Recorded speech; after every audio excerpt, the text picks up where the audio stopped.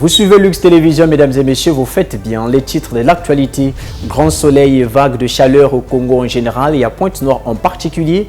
Les langues se délient. Nous vous dirons les gestes à observer pour ne pas suffoquer quand les températures grimpent. Suite et fin des activités relatives au mois de la femme par le groupe de réflexion contre les violences basées sur le genre.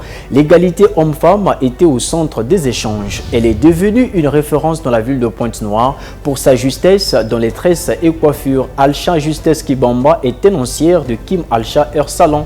Et puis, il y a pénurie d'eau et coupure intempestive d'électricité. Le Premier ministre, chef du gouvernement Anatole Kouliné Makosso, s'est imprégné de la réalité après avoir visité les installations des deux structures à Brazzaville. Ainsi se profile cette édition, mesdames et messieurs. Bonsoir. Jamais il n'a fait chaud au Congo que maintenant. Les températures grimpent jusqu'à 40 degrés Celsius, plongeant les populations dans le désarroi. Oui, la nature réclame ses droits. La destruction de la couche d'ozone par des interminables pollutions et les opérations de déboisement seraient les causes de ces canicules résultantes du réchauffement climatique. Quels seraient alors les gestes à observer pour ne pas suffoquer? Cantatrice Sédian balaie tous ces aspects dans ce reportage. Le sujet est sur toutes les langues et la réalité dépasse le congolais lambda. Les canicules observées ces derniers jours au Congo en général et à Pointe-Noire en particulier délient les langues. Les températures ressenties grimpent à 40 degrés, voire au-delà.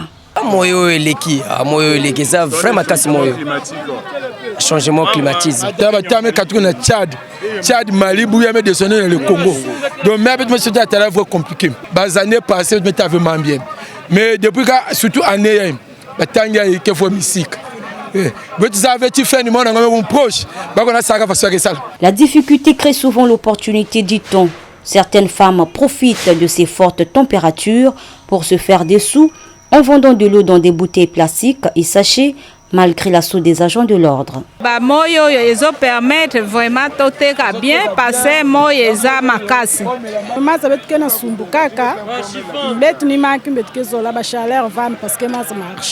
Le cœur de ce reportage ne consiste pas à montrer qu'il fait chaud.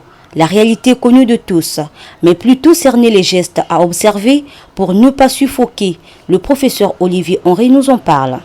Il est toujours intéressant dans ces conditions climatiques extrêmes de chaleur de pouvoir contrôler notre température corporelle. À partir de 38 degrés, c'est une hyperthermie. Notre organisme commence à chauffer, mais à partir de 40 degrés, ça va pas bien. C'est le coup de chaleur. Il y a des signes d'alerte, la soif, des nausées, des maux de tête, une fatigue, une peau rouge, chaude, et puis après, un cœur qui bat vite, une tachycardie, ou une respiration qui devient courte. C'est l'utilisation de ventilateurs pour justement créer ce flux d'air qui permet l'évaporation, qui permet le refroidissement. Au besoin et en l'absence de climatisation, on peut placer des bouteilles d'eau remplies de glace devant les ventilateurs. Sinon, il y a les bains dans une eau froide, mais attention, pas trop froide. Sinon, on risque un choc thermique, 35-36 degrés de température d'eau par exemple.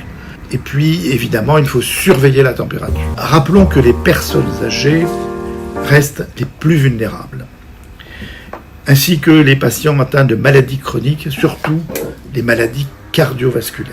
Les sportifs aussi sont fragiles, en tout cas ceux qui ne consentent pas à limiter leurs efforts, à limiter l'exercice physique. Leur organisme va chauffer et par la température extérieure et par la production de chaleur d'origine musculaire. La meilleure mesure préventive est de contrôler, d'assurer les apports en eau, même si on n'a pas soif, et d'éviter les boissons énergétiques, les boissons sucrées, bien sûr, les boissons alcoolisées. Il ne faut pas oublier, enfin, que le coup de chaleur peut être mortel. Et c'est là la cause de décès du premier marathonien de l'histoire, qui, pour avoir trop couru dans une ambiance très chaude, en est mort. Mais ça, c'est une autre histoire. Si jusqu'ici 2023 est reconnu comme étant l'année la plus chaude par l'Organisation mondiale de la météorologie, les canicules observées en ce début d'année pourraient changer la donne si elles se poursuivaient d'ici fin 2024.